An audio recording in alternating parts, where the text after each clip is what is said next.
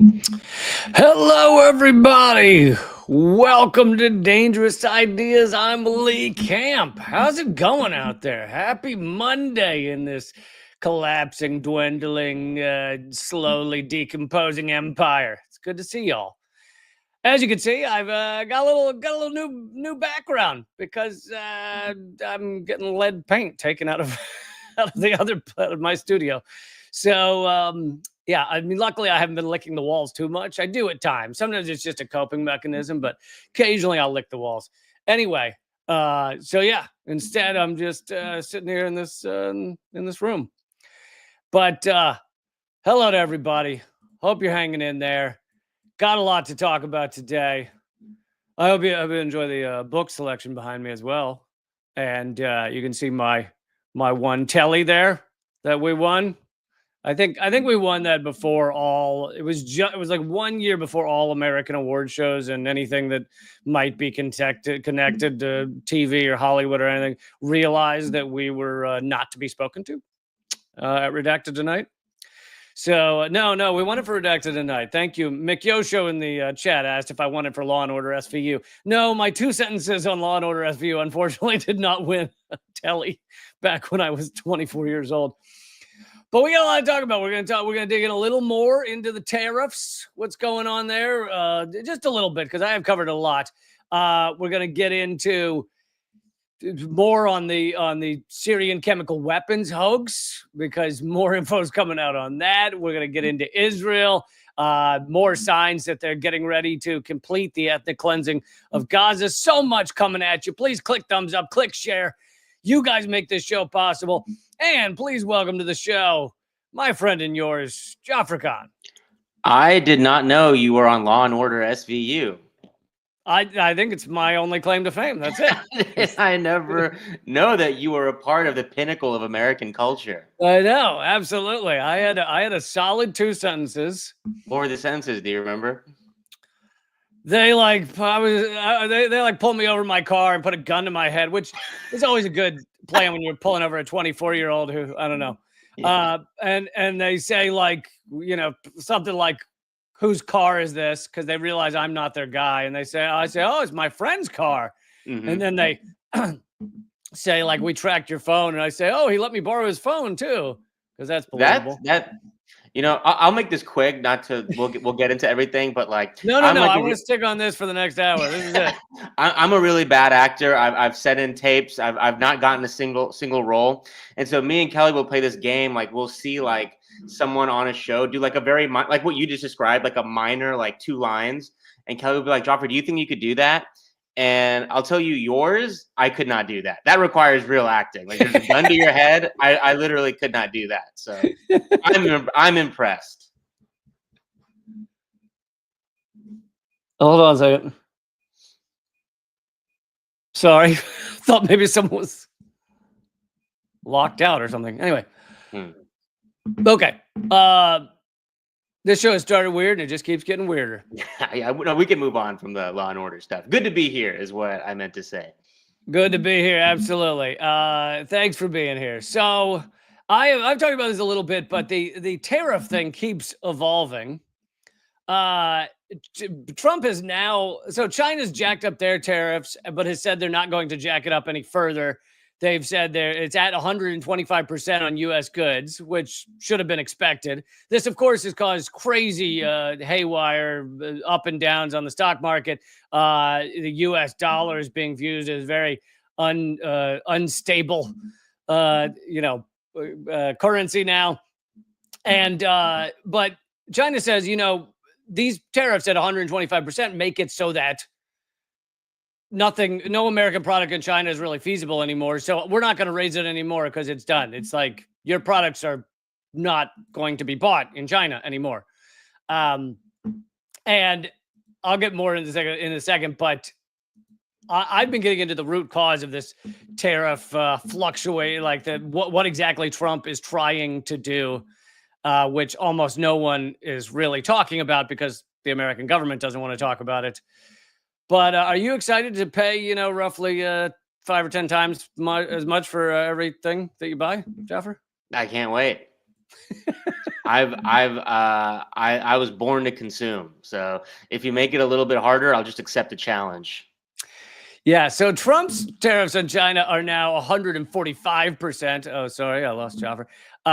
But he also put tariffs on an island that only has penguins, which, you know, fucking penguins, man. It's about time they got off their high horse. This has caused, over 10 days, caused a $10 trillion market swing on the stock market. Trump did the most public insider trading I think I've ever seen. Because before he went back on almost all of his tariffs, he still has them on China, but he went back on almost all the others. But the day before that, or maybe hours before that, he said, now's a great time to buy. Then after he went back, the markets that had lost $9 trillion got back about $7 trillion of that. People who bet on the money coming back made a lot of money.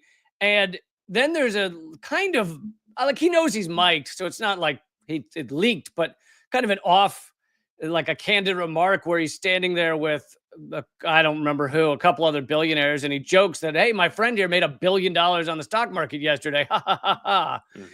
And it's like, yeah, because you tweeted out that everyone should buy, and then you, like, it was the most public insider trading I think anyone's ever seen. I think that's Trump's whole thing. Not his whole thing, but I think he like enjoys to test the waters of what crimes he can openly get away with. You know, we saw a lot of the first administration. He was sort of testing the waters of what he's doing now, like outright illegal stuff. So I think similarly, he was kind of like, I just did this. What do you think? Yeah, a lot of it is normalizing stuff that is Yes, incredibly illegal, incredibly immoral. I mean, they're trying to normalize genocide clearly right now. There's definitely a lot of that going on. So yeah, he's kept the tariffs on China except for on certain products. So he is now. So not only did he go back on his tariffs on 99% of the world's countries, he now has exempted phones, computers, and electronics from these tariffs, which is a lot of what China ships to the United States. So he's gone back on the things that are the biggest things that that China ships to the United States. And Ben Norton had a good post on this.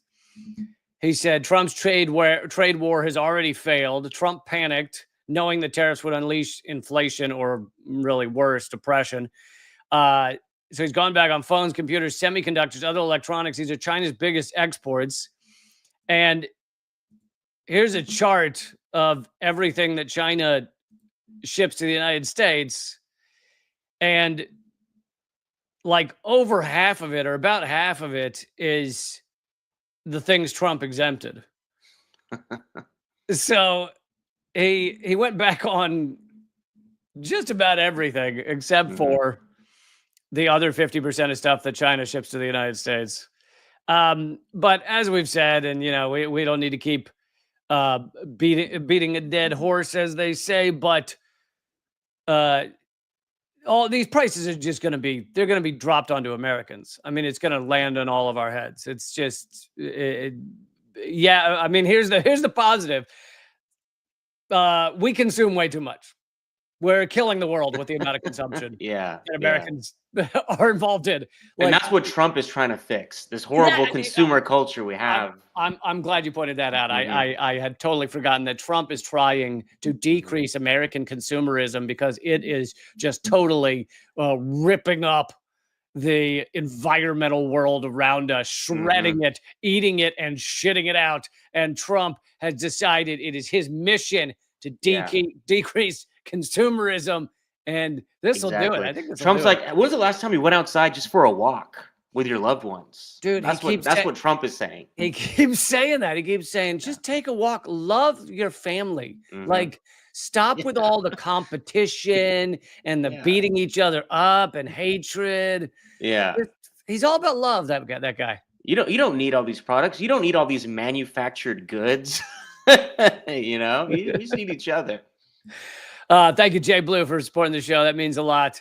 Your super chats, everybody, do make a difference. They really do. So please, if you want to throw a couple in there, that'd be amazing. But so I want to just, and I've discussed it some already, so I don't want to go over and over it. But there is the heart of what's going on here that almost no one is talking about. It's like Ben Norton and a couple of economists. Like, there's almost no one talking about what is actually at the root of this tariff war that Trump initiated. It does seem like he's going to go through with it to some degree. This is a 90-day pause. He probably will still increase tariffs on a lot of countries, et cetera. So why is it? Because you look at that and you go, look, Trump's an idiot. He's got some sort of dwarf hamsters as economic advisors. Yes. But he also likes being loved by Americans. He likes to brag about, the economy is doing amazing. Oh, my God, this is the best economy we've ever seen. He loves that shit. So why would he tank the economy? Well, it comes down to the fact that the world is de-dollarizing. The U.S. is the global reserve currency. The amount of the world that has been using the U.S. dollar as the reserve currency has decreased heavily over the past several years. It is based on it being the petrodollar, which hopefully petroleum use keeps going down and down and down. All of these things, and also the fact that the world has just realized that the United States is a bloodthirsty monster. But all these things have decreased the use of the U.S. dollar. If the U.S. dollar is not the global reserve currency, the U.S. can't print an endless amount of money. We can't have $1 trillion military budget. There is so much that the U.S. can't do if we aren't the global reserve currency. So there's not an easy answer to this. The answers are realize you're a dwindling empire and come up with a cooperative way to work with other countries and to get through this and to stop trying to dominate the globe. That's one way. And, Trump talks about that all the time too. He does. Yeah. The other way is to look at all the other countries and say, you motherfuckers, you're just eating you're just parasites off of our wonderful global reserve currency. So give us lots of money. And which one do you think Trump has chosen? So this tariff war that he started to initiate, backed off some, probably will restart again, continue down this path. It has to do with, and one of his head economic advisors, Stephen Moran, which I'm glad Ben Norton found this speech, gave a speech about this to kind of insiders, not really publicly. And he also wrote a paper about it. And it basically says that the U.S. is trying to rewrite the global economic system, which was basically written largely by the U.S. in the 1940s and 50s at Bretton Woods, where we said, hey, we'll be the global reserve currency. At that time, we were like a third of all GDP in the world. So we said that. Eventually, 20 years later, we get off the gold. The U.S. currency no longer is gold-backed. So it's just the dollar. You're just supposed to believe in it. You're just supposed to have faith like a religion. Yes. You're just supposed to pray to it. But now we're kind of screwed as everyone de-dollarizes. And so the answer that Trump and his goons have come up with is to just yell at every other country, you agree to whatever we're telling you to send us money or else. Or else we're going to jack up your tariffs. We're going to punish you. We're going to punish you with crazy tariffs. We're going to punish you in other ways. He said that the BRICS nations will have 100% tariffs. And so that's the heart of all of this. And yet it cannot be mentioned on your mainstream media. No one, a lot of indie media, I think, doesn't understand it. And then mainstream media, it's like forbidden to ever say. Occasionally you'll hear Trump say global reserve currency, but it is forbidden to ever say petrodollar. It is forbidden to talk about the heart of what's going on here. It seems like and this is not my forte, all this finance stuff, but it seems like Acting is. Yeah. It just seems like not such a bad idea because like China is like so self-sustainable and with all their manufacturing sectors, and we are the ones who are not self-sustainable. And it just seems like, yeah, all these countries will just rely on China. Yeah, that's a great point. That like Right? Am I wrong? I mean, I don't really, like I said, it's not my forte, but it just seems like such a not that I'm shocked that Trump's plan is like doesn't have much foresight, but seems dumb. Is what I'm saying over Yeah, here. but you're right that most people are like, well, the China can get by without the U.S. Like we're only 14% of China's imports, and it's been going down every year. So Mm. China can get by without the U.S. The U.S. cannot really, at this moment, get by without China. Like we need their semiconductors, we need their rare earth minerals, and that's another reason. Which I said this before. This is another reason that they want that Trump and the goons want to steal Denmark, because they need more rare earth minerals. They think they can get some of them in Denmark. Sorry, not Denmark, but Greenland, which is part of Denmark. And that's also the deal they were going to strike with Ukraine was like $500 billion in rare earth minerals. So, Damn. Yeah.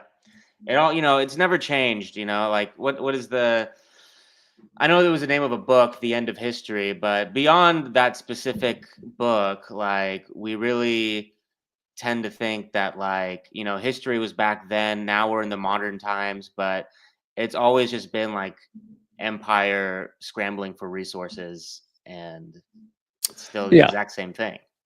Yeah. Thank you, Big John over on Rumble, rumble.com/Lee Camp, donated to the show. Really appreciate it. He says your resting name would be Lee the Real Deal Camp. Oh, wrestling name. Resting name. Really the Real Deal Camp. I appreciate that, John. Thanks a lot. So here's, I'm just going to touch on this for a second. Maybe once I read the book, I'll have more to say about it. But you guys may recall, so this book just came out, and you guys may recall that and actually, I'll have a segue. I keep cutting myself off. I'll have a segue to this story, but I want to introduce it first. Then I'll tell you what the segue was from the last story.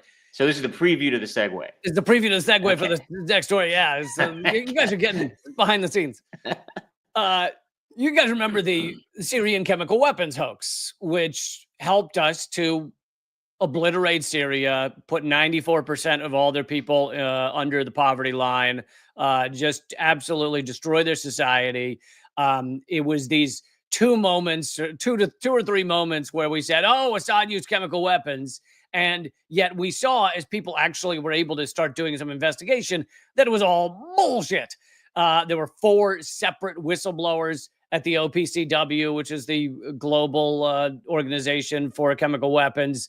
And they said that their findings were changed, that the OPCW was, trying to cover it up, that this was not an Assad chemical weapons attack.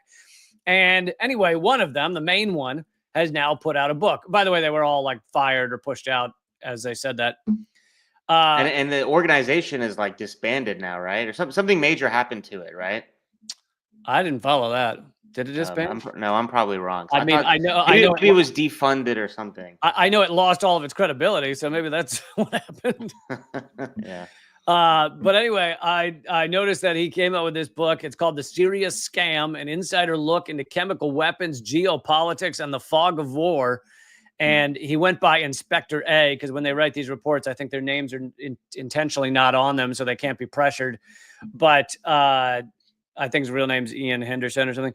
Anyway, he has put out a book on the fact that this was a scam. He says I'll have to read the book, obviously, but he says in the subtitle there, The Fog of War. To me, this was no fog of war. To me, this was a carefully set up plot so that the United States and other countries, Britain specifically, could begin more clearly bombing Syria, more clearly attacking Syria with sanctions, etc. Red line. Yeah, the big red line that Obama announced. And anyway, so here's the segue that comes at the end of the segment. This is a new thing I'm doing. I give the segue at the end of the segment. We just discussed how this first topic, the tariff war, has actually at the heart of it to do with the U.S. global reserve currency. Well, our destruction of Syria has a lot to do with the global reserve currency. Syria, and yeah, it has a lot to do with Israel as well, but Syria is one of the few countries that both has or had a lot of oil and was outside or eventually dropped the dollar in oil proceedings. So, and I think they dropped the dollar in the 90s, like 96 or something. And so if the US were to keep, in order for the US to keep the petrodollar strong, you can't have tons of oil being shipped around the world outside of dollars. If that happens, your dollar becomes meaningless, at least as a global reserve currency. So they needed all of the oil to continue to be shipped under dollars.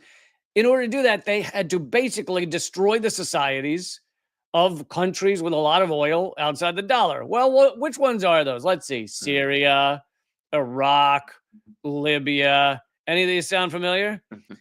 And Iran and Venezuela are the other big ones. And so of the two that still remain, at least in the way they remain existent in the way they were 10 and 20 years ago, do we view them positively, Iran and Venezuela? Do we seem to have some sort of bizarre hatred of them as if they slept with our girlfriend or something? All countries that were coincidentally starved of democracy and were really craving it. Yes, and so we dropped a little bit of democracy on their heads. Mm-hmm. Anyway,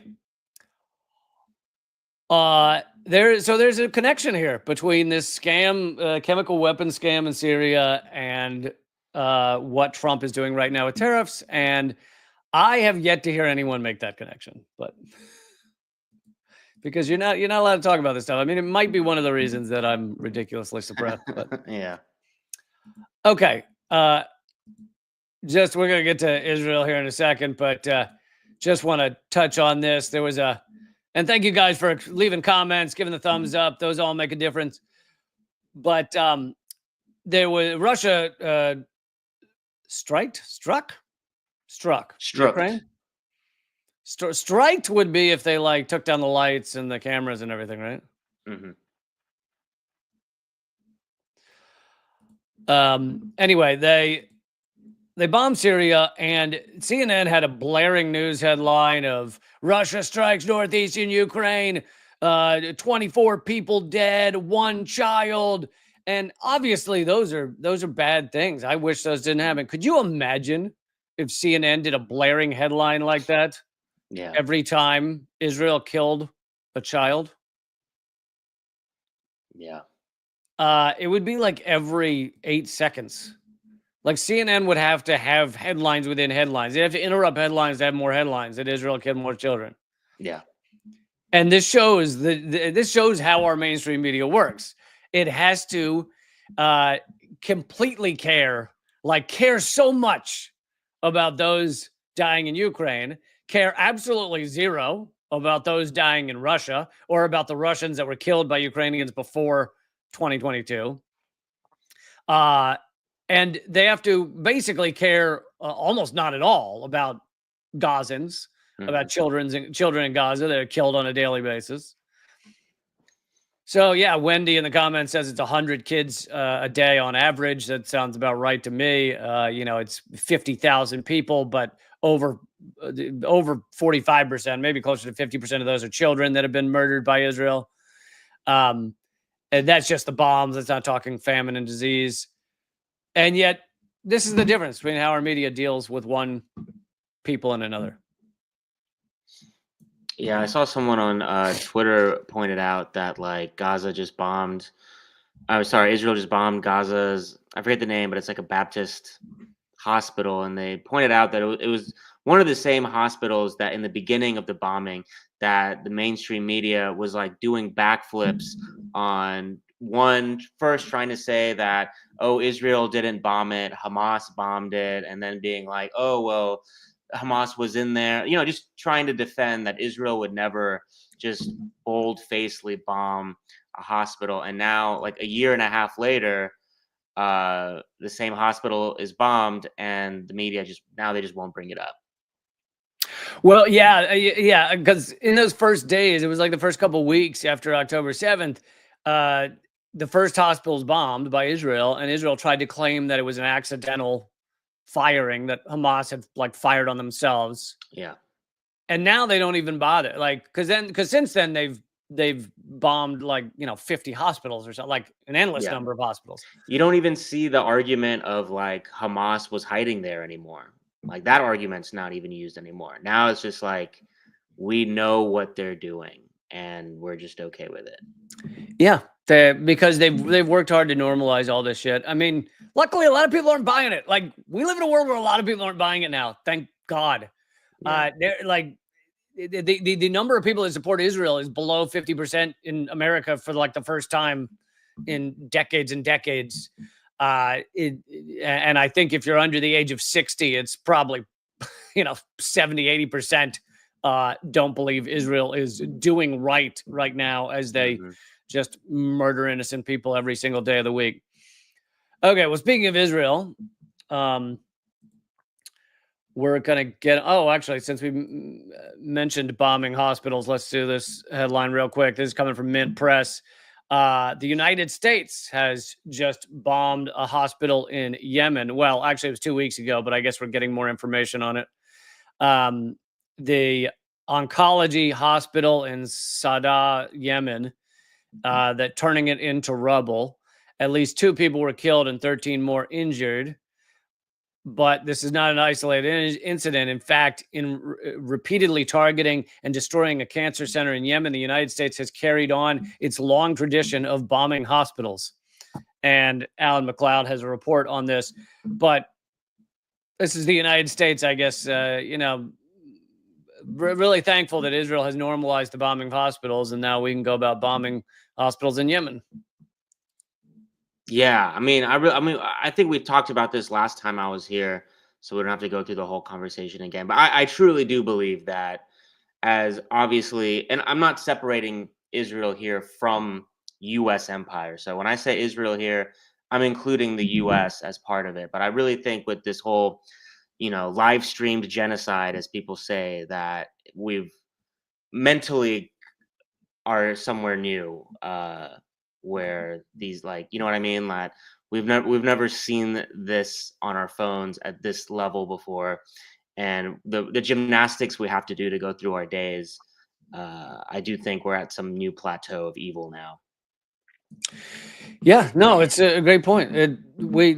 We haven't seen this before. I mean, people will say there's definitely been genocides before. I mean, millions of people have been murdered, and Native Americans, the Holocaust, etc. But it's just never been live streamed. You literally only had the information, especially if you weren't next door to it. You literally only had the information that was in the newspaper, and the newspapers were largely working, running propaganda for the U.S. State even back then. And most people have not covered this. I did a segment on government secrets, my podcast, Government Secrets, about how the New York Times during World War II barely mentioned, even though they had a Jewish publisher, but they barely mentioned the Holocaust. Wow. Even when it was known, at least in inner circles in the U.S. government, they still barely mentioned the Holocaust. It was something like throughout the entire World War II, they mentioned it 6 times in the New York Times. And I think all but 2 of those didn't use the word Jews. Yeah. And this had to do... so crazy to wrap my head around that fact. Yeah. And this had to do with the fact that, yes, the publisher might have been Jewish, but they didn't want more immigrants coming in. They didn't care if they were Jewish or not. They viewed themselves as, this elite, really more of the ruling elite than as Jewish people. So, and again, this has to do with this group mentality of thinking, well, all Jews believe the same thing, and all Russians believe the same thing. And, the richest of the rich Jewish people in America were not going to, they were generally siding with the ruling elite in America, which want an influx of immigrants. Yeah, and you could say that about the richest of the rich behind any ethnic background. Yeah. They know where they really are now, and it's not their they're the people of their ethnicity. Yeah. So anyway, we're in a different time now where people can turn on their phones and see what's happening. And they tried to ban or almost succeeded in banning TikTok to try and cover this up. I was banned in 2 months of using TikTok because Yeah. I was talking about this. So And it's like they're trying. like there's like one or two options you could really go when everyone is seeing this on their phones like they haven't before, and it's either that this stuff is going to be stopped or it's going to be normalized. And so far, we're seeing an effort for the second. And so like US, like us bombing a hospital in Yemen, I imagine if like we hadn't just spent the last year and a half watching our bombs fall in hospitals in Gaza, that maybe like it would be a little bit more outrageous to hear that we just bombed a hospital in Yemen. Does that make sense what I'm saying? I don't know. Yeah. No, that's the normalization. That's pretty crazy. Okay, let's see here. Still on the topic of Israel, there's just and I mentioned this a little bit before, but there's continuing signs that they're getting ready for full-scale occupation of Gaza, full-scale ethnic cleansing. They continue to want to push everybody out of Gaza, either into Egypt or basically out to sea, because they think that if you can find a way to get them all out on boats, then African nations will be forced to take them. Israel controls more of Gaza than at any point during the war, meaning genocide, part of a plan that officials increasingly describe as leading to a full military occupation. Taking control of the Palestinian enclave for the first time in 2 decades would be a high-stakes gamble. It would risk increasing the death toll in Gaza, siphoning more reserve soldiers away from an economy stifled by war, and further isolating Israel. But that does seem to be their aim. And let's see, Chris Hedges was saying the same thing. Israel is about to empty Gaza. The Israeli government, backed by the Trump administration, is laying the groundwork for the full expulsion of Palestinians from Gaza, a move that has the potential to ignite a regional conflagration. And of course, they've been blocking food, they've been blocking aid, they've been blocking everything from getting into Gaza. Netanyahu just flew to the United States to meet with Trump again. It's always good to have the world's biggest war criminals. You like to keep them together, so you can keep an eye on them. It's good to have them all in one place. It's good to have a buddy, and it's nice. It's nice to see friendship. War criminal buddy. And this is while he has an arrest warrant out for him with the ICC. So really, the United States. Now, we never signed on to the ICC, but if we were a moral, rational country, we would have. The United States should have arrested him. And the airspaces that he goes across should also have arrested him. Like if he flew over Britain, they should arrest him. But, instead, we literally roll out the red carpet for him. Literally roll out the red carpet for this absolute lunatic committing genocide on a daily basis. And, Trump's sitting there high-fiving him. If you read the mainstream media, they go, well, he didn't get exactly what he wanted. Israel wanted to be let out of Trump's tariff war. Right. They has like 10% tariffs on Israel or something, or 17 or something. And that's why Netanyahu was there. He also wants Trump to bomb Iran without sitting down and speaking with them first, which the Trump administration says they're going to sit down and speak with Iran, but they also at the same time are threatening to bomb them at the same time. They're basically saying, like, if you don't agree to our deal, then we will begin bombing Iran. Now, many people have said that that's,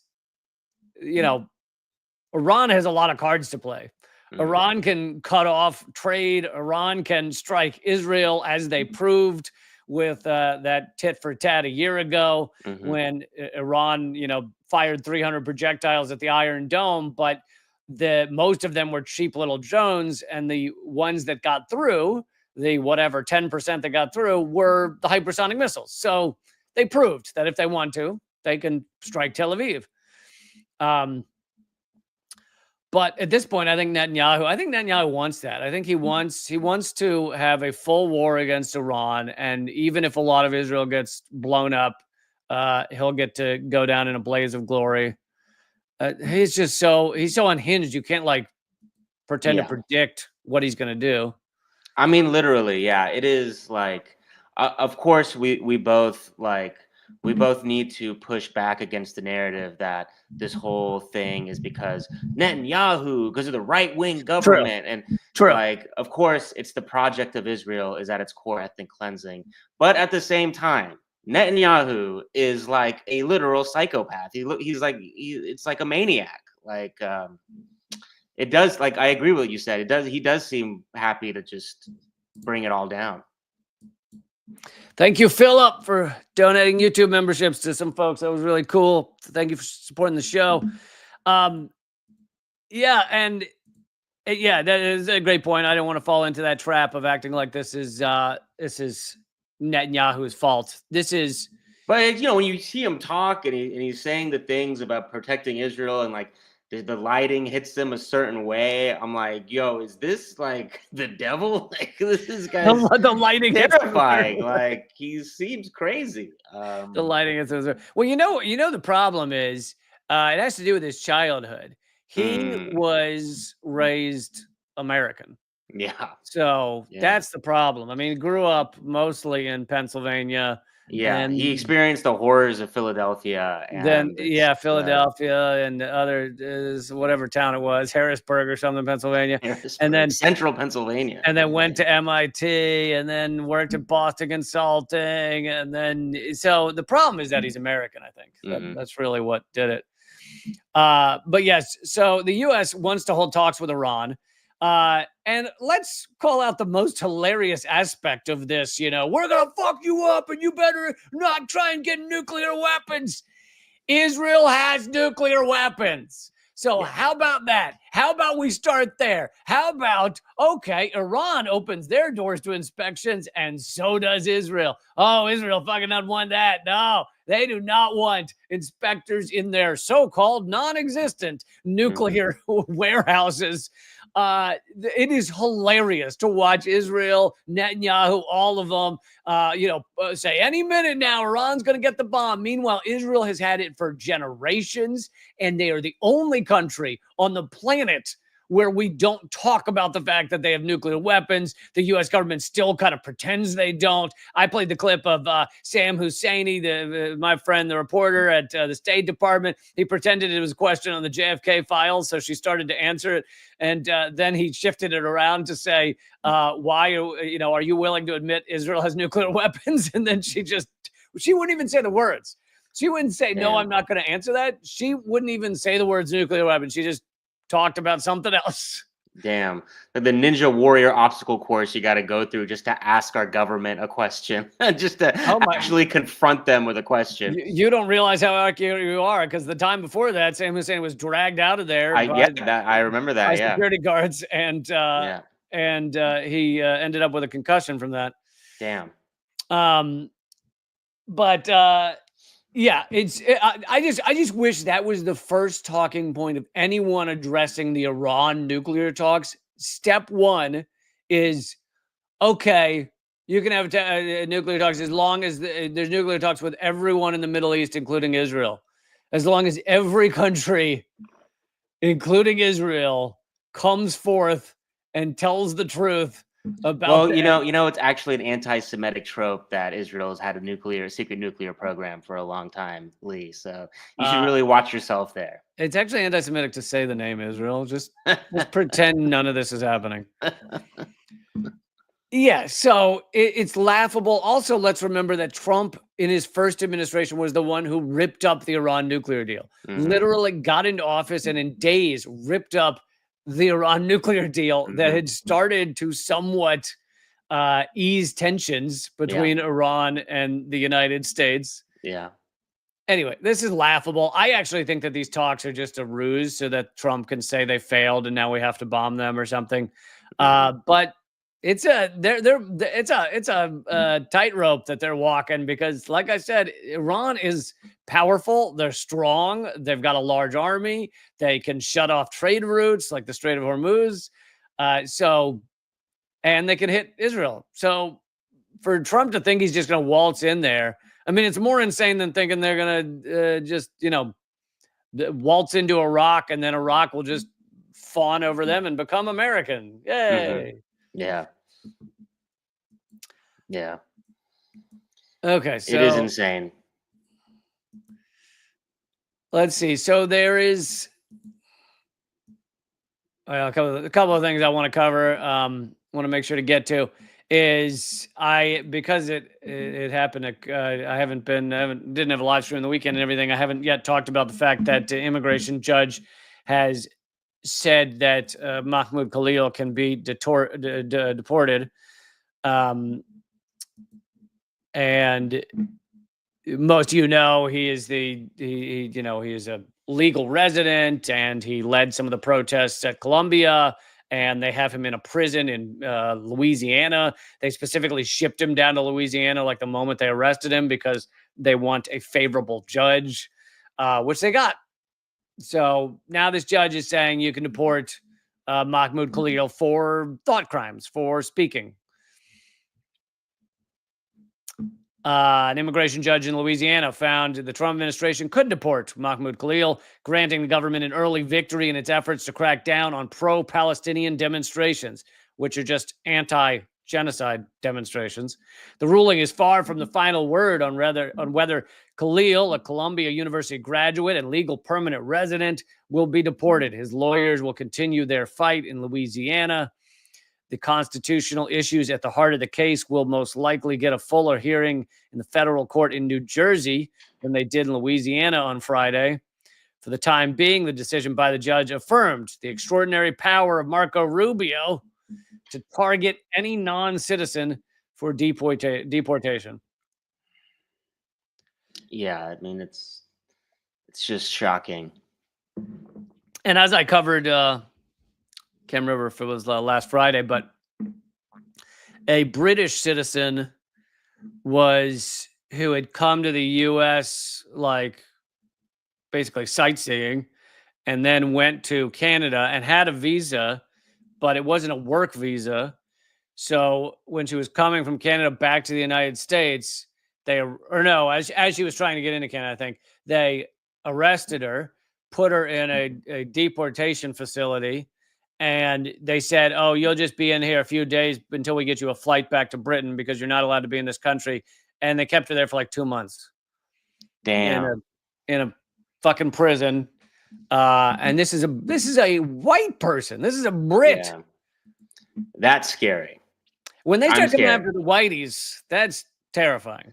It is. Like, truly. I mean, did you see the story? Very absurd and obviously an infuriating story about the Venezuelan hairdresser. Yes, actually, I did want to mention that, so you can go ahead and tell that. Yeah, it's an openly gay Venezuelan hairdresser has been sent to that notorious gulag in El Salvador for allegedly being part of that giant Venezuelan prison gang, and that's why I bring up.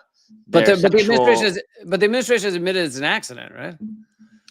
No, this is a different case. This is a different case, and one that hasn't gotten as much coverage. But the reason why I bring up their sexual orientation is only because, like, if the American government I'm not a fan of racially profiling anyone. Look at me, I have a stake in being against racial profiling. But if they racial profile at the level they do, like in negative ways, at least let them can you sometimes racially profile in a positive, or just profile in a positive way? Like, all of our profiling assumptions would tell us that an openly gay hairdresser who's, again, openly gay is probably not a part of this notorious murderous gang. And So yeah, you don't mean in a positive way. You mean in a more logical way. in a way that gets you out of trouble instead of Yeah, only yeah. getting you in trouble. You know what I mean? A way like Yeah. maybe this person isn't in a gang. And I think USA Today, though, they did a story on this that touched on a lot of things. And one thing it also touched on was the person who, because they got their hands on all these documents, and the person who ultimately signed off their investigation that confirmed that he was part of a gang was a contractor for ICE that not only like 4 months prior had just resigned from the police because he was a disgraced liar and drunkenly crashed his car into a family's home. 4 months later gets a job as an ICE contractor. So not only is this guy a known liar who had to resign from the police, has no knowledge, has no background in determining who's in Venezuelan gangs, but also he's a contractor, which means that this person doesn't even technically work for our government, but he is signing off on who gets to be deported from our country. So is this yeah, I don't know if that's the one I'm talking about. I think it is. I think this is the hairdresser. Oh, okay. Yeah, hairdresser. Okay, yeah. So it's like the guy, one of the guys who signed off on this, very important in the chain to deport him, is a contractor. It's a private industry is now in charge of our deportation system. Boy, I never heard of that going poorly when we put private companies in charge of things like deportation, killing people. Yeah. You know, Eric Prince always did a fine job, I think. So Yeah, no notes for that guy. no notes. Okay, so before I run out of time, I also want to talk about the possible election fraud that has just happened in Ecuador. Again, I'm going to read from the always excellent Ben Norton. Ben Norton says there's strong evidence of huge election fraud in Ecuador, which is ruled by a right-wing oligarch, President Daniel Noboa, who is closely linked to drug trafficking. Ecuadorians say he's a dictator. Noboa, a dual U.S. citizen, is the son of Ecuador's richest billionaire. Oh, so we've got the billionaire running we've got the world's richest person running the show in the U.S., and we've got the son of the richest person in Ecuador running the show. He's allowed the U.S. military to enter the country at any time for any reason. Noboa's oligarch family owns a banana exporting company that's notorious for trafficking cocaine, et cetera, et cetera. Highest murder rates on earth. Violent gangs taking over Ecuador. God damn. This close Trump ally has turned Ecuador into a banana republic. Exit polls showed that the left-wing Correísta, that's after Correa, like his movement, Correísta opposition candidate Luisa Gonzalez won the election by 4%. But Noboa's regime is absurdly claiming he won by over 10%. Boy, this sounds like something Trump might have done. Mm-hmm. This blatantly contradicts the polling done for months before the runoff of the election. Noboa's regime also ridiculously claims that people who voted for left-wing parties in the first round decided to vote for the right-wing Trump ally in the second round. So basically, it's kind of like if they had multiple rounds in the U.S. and you voted Green Party, and then in the final, the runoff, the only parties you could choose between were Democrat and Republican. All of a sudden, all the Green Party people picked Republican. Yeah. It's like, I'm voting for the Jill Stein, Steve Bannon ticket, please. It's completely illogical. Yeah. And so Ben Norton says there's no way he would have won their votes. The only logical explanation is fraud. Mere hours before the vote, Noboa declared a state of emergency, suspended civil rights in several provinces where the left wing was popular, deployed the military to intimidate the opposition, moved voting stations to new places, confusing voters, banned cell phones so people couldn't record how his regime was rigging the election. All of that was like the night of. Noboa also illegally used government resources to support his campaign and blocked many international observers and journalists. As if all that blatant wrongdoing weren't enough, many voting tallies submitted to Ecuador's Electoral Council don't have signatures and were very likely fabricated. but they claim Noboa won by a big margin. This is a textbook example of right-wing, drug-linked, U.S.-backed dictators stealing an election in broad daylight. And the U.S. government naturally supports it all. Damn, I had no idea about that. We Son love- of a billionaire. At least we can rest easy here in the U.S. knowing that none of Elon Musk's 500 children will ever love him enough to follow in his footsteps. So at least we have that. You mean his human shields that he carries around? Yeah, goddamn. Yeah, the U.S. loves this. We love when a right-wing dictator, right-wing lunatic rigs an election, and then we jump in and we say, "Yep, that's accurate. That's perfect. That's great." And we do the reverse as well. Whenever Maduro, which the Venezuelan elections are far more legitimate than U.S. elections, but when Maduro wins his election, the U.S. jumps in the day after without any information and goes, "No, it was rigged. It was rigged. It was rigged." We have a long prestigious history of that. Yeah. Welcome to the UN. Fuck, what was the guy's name? The guy we tried to make president of Venezuela multiple Juan times. Guaido. Yeah. Welcome to the UN. Juan Guaido. Yeah, I'm sure someone's put up that ongoing meme. Juan Guaido has just declared himself the president of Ecuador. Yeah. I'm sure that's out there. It's gotta be. All right, I just a couple more things before we wrap up. Trump is trying to purge all. It's all history of the United States that reminds us that we are a racist colonial experiment. Yeah. His latest thing, of course, he's gone after any DEI anything, but he's also. Oh yeah, did I cover it on this show that they accidentally, in their efforts to go after any DEI thing, they basically did some sort of search, like a control F in government databases for the word black, because they wanted to like purge anything that says, we're looking to hire more, diverse people. And so in doing so, they accidentally revealed a CIA black site.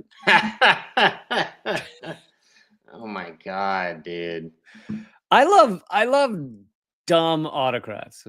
Yeah, like get it together. Like if we're gonna get to fascism, at least get us there efficiently. Like I love dumb fashion. I had I said idiots, idiot psychopaths.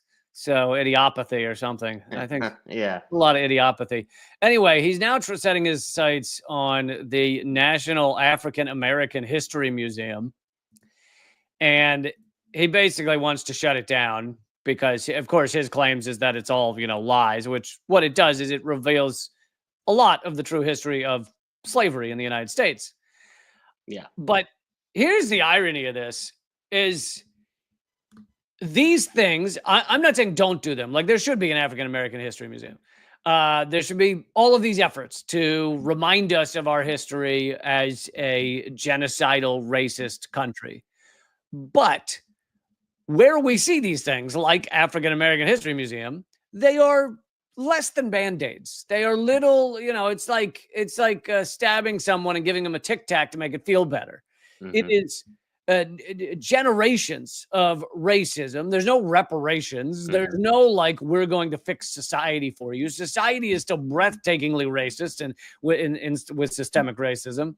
And instead we give a museum and we say, well, we're willing to show some people the history. And Trump wants to knock the Tic Tacs out of people's hands. Exactly. Out of people he just stabbed. And ironically, these things are often release valves. They often they don't he thinks he's helping defend a white supremacist America, but a lot of the things he's doing are the things that ultimately lead to revolution. Is when people don't even get these little release valves. Yeah. Well, it's easy to attack when we don't offer anything real. Like you could, I mean, you could kind of say that for DEI or affirmative action at large, right? Like the real justice or attempt at justice to Black people in America would be reparations, right? And reparations is very logical. Any person in the world, if you steal $10 from them, they're gonna want the $10 back, right? They're gonna Right, want and the it's kind of the least the society could do in a society that continues. This is not just about slavery. Slavery continues to be racist at its core. Like, you're less likely to get a job if you are not white. It is, studies have shown this again and again and again. So it's like the least a society could do. Sorry to interrupt. Go ahead. No, you're totally fine. I mean, and you're exactly right.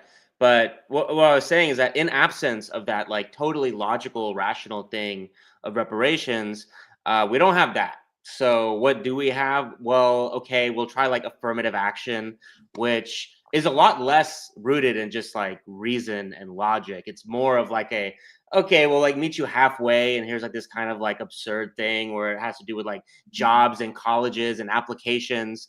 And because it's not the true reparations, and it's this kind of absurd side little thing that doesn't quite make as much sense, it's easier to poke holes at. It's easier to be like, well, this is silly because of A, B, and C, and then we end up not even getting that because now the right is attacking that.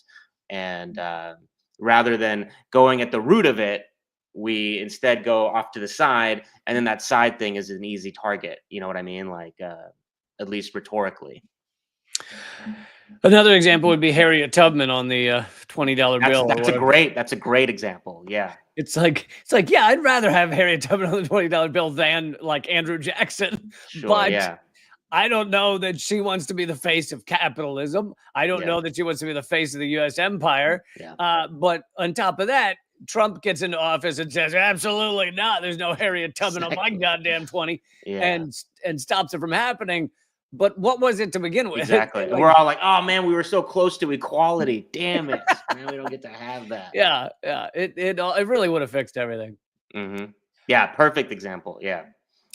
And one more story here. Trump, this is a great, how did it start? How did it going? How's it going? Or if you're illiterate, how did it start? How did it going? Trump initially, when Elon Musk and Doge were ripping everything up, firing everyone, not that they don't continue to, but Trump made some side comment about, I think we could decrease the military budget too, probably get it to like 50% of what it is now. And then there was another comment of Pete Hegseth saying, I think we'll be able to decrease it 8% a year, except then he equivocated and goes, or at least move some of that money around. Well, that's not decreasing it. That's just moving it around. Yeah. Anyway, here's how it's going. Trump and Hegseth have promised a $1 trillion Pentagon budget, the largest ever. Yeah. Why not? That's how it's going. And there was why the fuck not at this point? Yeah, why not? This is a headline of how it started. Defense stocks drop after Trump says Pentagon spending could be halved.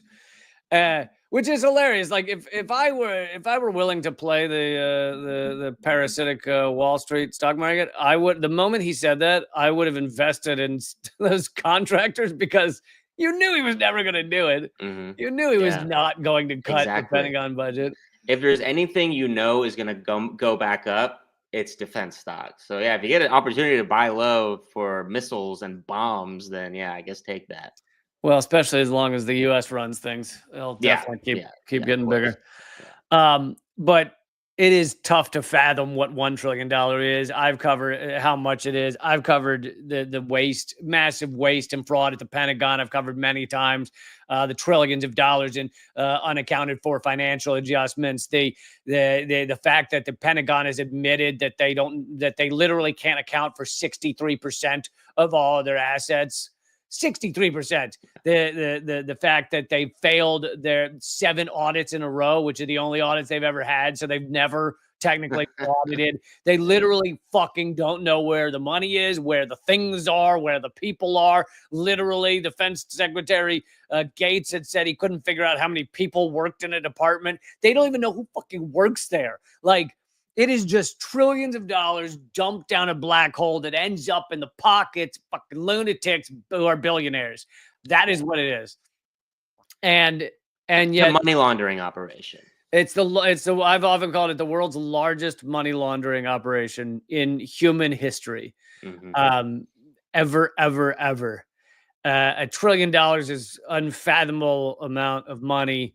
It's I can't remember. I wrote it in a recent article on my Substack, which people can check out. But it's like if you had a stack of dollar bills and they were $1,000 bills, so every dollar in the stack is $1,000. To get $1 trillion, it'd be like 63 miles high. Wow. Yeah. It would like go out to the International Space Station and back. And it just sucks that it turned out this way. That the way that the rich launder their money is through war. Like, wouldn't it be better if it was like through like Chuck E. Cheese's or something, and they were just like building these ballparks, these like ball pits for kids to play in, like all over the world, all over the Middle East, and it was just really just funneling money to the really rich, which is evil. But at least it's like, okay, like how ball pits are in Yemen. Okay, yeah. I like that. If they had just invested all the money in Chuck E. Cheese, and you have to, yeah, you're still money laundering. So most of the money is not being used in the Chuck E. Cheese, but a certain percentage would be used to make the Chuck E. Cheese better. Yeah, So of course. it'd be like these epic Chuck E. Cheeses everywhere. And Yeah. then like the other 90% of the trillions would go out the back door to the Yeah. Well, to the it would rich. be like our F-15s or whatever, like each one is like worth like $1 trillion and they suck. It would be like that. It would be like, the skee ball machine costs $1 trillion and you can barely even play skee ball on it. It's just mostly just sitting there. Who knows where that money's really going? And they're like, well, at least we get to play skee ball. It could be worse. On the last Unredacted Tonight, I said the U.S. electoral system has less accountability than that arcade game with the claw that comes down and tries to pick up the stuffed animal. Yeah, exactly. Like an arthritic old lady trying to pick up a bowling ball. Yeah. And then Trump's like, we got to get rid of that claw. That claw is ruining everything. It's ruining my life. We got to get rid of it. I'm removing all claw games. They're all done for. Yeah. All right, I got one more little. I'm gonna show a little 1 minute, 2 minute segment of Unredacted Tonight to everybody. But before I do that, I can let you head out, Jaffer, so you don't have to hang around. Let everybody know where they can follow your stuff. Oh, please check out my new podcast. It's covering just police news in America. There's a lot more than you might even think, being an anti-police person, and we try to make it funnier than you might think it would be either. It's called Cops the Podcast, KAWPS. I'm very proud of it. Check it out. And yeah, that's it. Thanks so much for having me, Lee, and thanks everyone for listening. I appreciate being here, man. Talk to you soon. See ya. All right, everybody. I want to play just a quick clip that has been doing better from Unredacted Tonight. I think it's from an episode a couple of weeks ago where I tore apart Ben Shapiro for his garbage Israel takes. And as most of you know, I have a ridiculously suppressed channel. My YouTube channel and everything is like horribly depressed. But this video is doing a little better. It's got 35,000 views so far. And so I'd love for you to check it out. I'd love for you to check out all of Unredacted Tonight.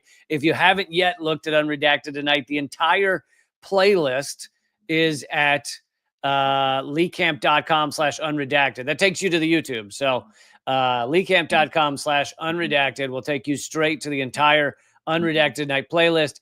Unredacted Night it only exists because of you. It only exists if you guys support it, share it, let people know, all that good stuff. It's completely independent now. This is not connected to any other companies. And I'd love for you guys to keep it going. So I hope you'll go to leecamp.com/unredacted. We have a new episode this Friday at 7 p.m. Eastern. It airs. You can watch it anytime, though. And we will not have an episode of Unredacted the following week because we're taking 1 week off. But I will still be here with the live stream, so I won't be completely MIA the following week. But anyway, new episode on Friday. And so yeah, I'm gonna play that clip. I will come back afterwards and say goodbye. And say goodbye, and that I love you and that I miss you and all that good stuff. But here's a little bit of the clip on on your love and mine, Ben Shapiro. Please welcome to the show, spokesperson for the Donald Trump Bootlicker Fan Club and proudly celebrating his bar mitzvah in just a few short days, Ben Shapiro. We all know he's brilliant. In fact, I call him Ben Shap Hero because he is a hero, which if you're not careful sounds like Ben Shat Hero. And in a way, that's true as well. He's the hero of bullshit. Ben, tell us about Trump's plan for Gaza. All of the conventional wisdom, all of the State Department approved conventional wisdom for decades has led to full-scale disaster in the Middle East. It has led to an intractable, multi-decade problem of a radicalized Palestinian population that supports terrorism rather than any regime that would actually allow for peace, prosperity, and the building of a livable life. Yes, thank you for finally saying it. Palestinians are radicals for all of that living there they've been doing, while the IDF, which has directly killed over 48,000 people over the past 18 months, are the calm, rational, normal folks. They're so chill. They're like listening to Simon and Garfunkel wrapped in a blanket, drinking hot cocoa. Not radical at all. If mass murder of women and children in the tens of thousands, assassinating journalists, bombing every hospital on the map, and torturing UN employees is considered radical, I guess we're all radical. I mean, who hasn't done those things? Okay, so there's a lot more to it than that, but I hope you will check it out. That's just a little clip from Unredacted tonight. Check it out, leakcamp.com/unredacted. But if you want to support this show, I am giving away more free stuff to join up for $6 a month than I have ever given away. If you the moment you join up at either leakcamp.net, my locals page, or patreon.com/leakcamp, I'm giving you both my ebooks, Dangerous Ideas and Bullet Points and Punchlines. I'm giving you all 3 of my Zoom comedy specials that are not available anywhere else. And you, of course, get all of the exclusive segments that you would have gotten anyway. Exclusive interviews. I recently did exclusive interviews with Peter Joseph, Chris Hedges, all of that. If you just head over to leakcamp.net and join up, become a paying subscriber, or patreon.com/leakcamp.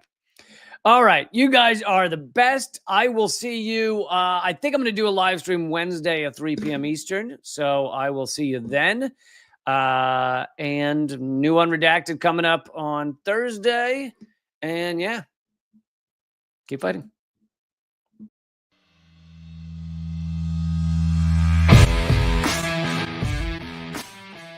Well, brother, I salute you, though, man. You're one of the few that bring together this tremendous artistic talent and still be in such deep solidarity with oppressed people. It's an honor to be here because I'll tell you, Lee, you have one of the funniest shows on television, bar none. It's an enormous pleasure to be here.